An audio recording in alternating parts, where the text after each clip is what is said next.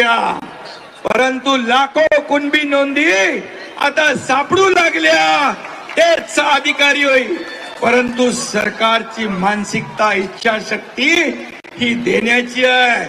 आपलं सरकार देणार आहे, घेणार नाही.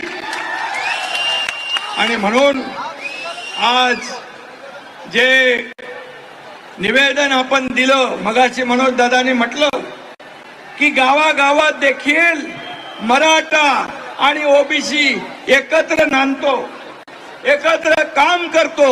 त्यांनी यापूर्वी सांगितलं आम्हाला कुणाचाही हक्क घ्यायचा नाही, पण आमच्या हक्काचं आम्हाला मिळालं पाहिजे.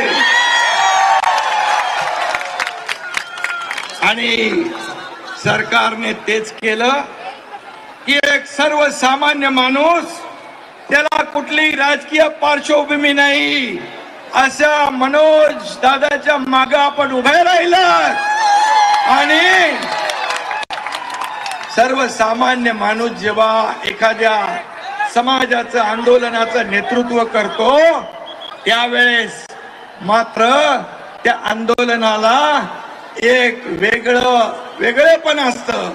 आणि म्हणूनच हा मुख्यमंत्री देखील सर्वसामान्य माणूस आहे. आणि म्हणून सर्वसामान्य माणसाला न्याय देण्याचं काम आपल्या सरकारने या ठिकाणी करण्याचा प्रयत्न केलेला आहे.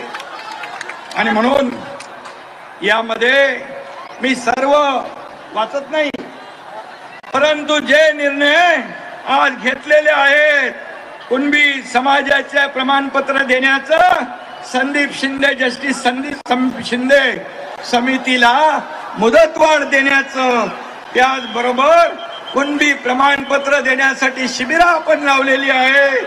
सगळे सोयरे या बाबतीमध्ये अधिसूचना आपण काढलेली आहे. त्याचबरोबर वंशावळ जुळवणीसाठी आपण समिती नेमली आहे. इतर आपल्याला जोपर्यंत क्युरेटिव्ह पिटिशनच्या माध्यमातून, मागासवर्ग आयोगाच्या माध्यमातून मराठा समाजाला इतर म्हणजे कुणबी नोंदी सोडून, कुणबी प्रमाणपत्र सोडून इतर लोकांना आरक्षण टिकणार, कायद्याच्या चौकटीत बसणार, ओबीसी इतर समाजावर अन्याय न करता देणार, ही जी आपली मागणी, ती या ठिकाणी की ते आरक्षण मिळेपर्यंत मराठा समाजाला ओबीसीचे अधिकार, ओबीसीच्या सवलती दिल्या जातील.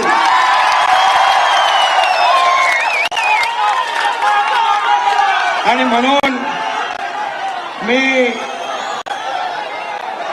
1 मराठा लाख मराठा जो आहे तो आमच्यासाठी फार महत्वाचा आहे.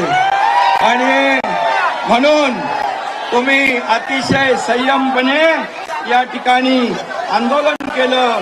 आणि त्यासाठी ज्या ज्या मागण्या आहेत, सारथी असेल, इथं अण्णासाहेब पाटील आर्थिक विकास महामंडळ असेल, या सर्वांना न्याय देण्याचं काम आपण या ठिकाणी करू.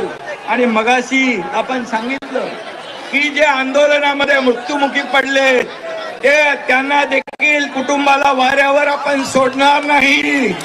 त्यांना देखील नोकऱ्या देण्याच्या बाबतीमध्ये त्यांना मोबदला, नुकसान भरपाई जी आपली सरकारचं कर्तव्य म्हणून आपण जे 80 लोकांना 10 लाख रुपयाप्रमाणे आपण त्यांनाही मदत दिली, नोकऱ्याही देणार आहोत. मला वाटतं यामध्ये जे आपण सांगितलं, सरकार आज तुमचं सर्वसामान्यांचं सरकार आहे. आणि म्हणून या सरकारने जे घेतलेले निर्णय आहेत, गुन्हे मागे घेण्याचे असतील, इतर जे काही असतील, ते पूर्णपणे त्याची अंमलबजावणी सरकार करेल, हा शब्द या ठिकाणी मी देतो. आणि पुन्हा एकदा मनोज जरांगे पाटील यांचं अभिनंदन करतो. अतिशय शिस्तीने आपण हे आंदोलन पूर्ण केलं.